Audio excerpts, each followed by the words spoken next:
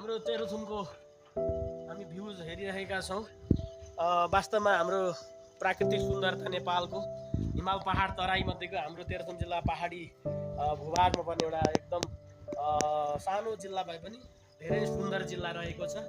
यहाँ धेरै नै पर्यटकीय स्थलहरू लगायतका विभिन्न राष्ट्रिय स्तरका प्रख्यात पर्यटकीय ठाउँ लालीगुराँस, ह्यात्रुङ झरना लगायतका अन्य ढाकाटोपी लगायतका हाम्रो जिल्ला रहेको छ। त्यही क्रममा हामी नगरपालिकामा यो हाम्रो नाङडुङ्गा बजारको 1 नम्बर वार्डको यो गढी डाँडाको हामी काखमा आज, अनि यो विशेष गरी यहाँ नाग्द 3 नम्बर वार्ड बेङ्गलुरु नगरपालिकाको 3 नम्बर वार्डलाई हामी निहालिरहेका छौँ। बडो सुन्दर एकदम आकर्षणीय हाम्रो यो ठाउँ रहेको छ।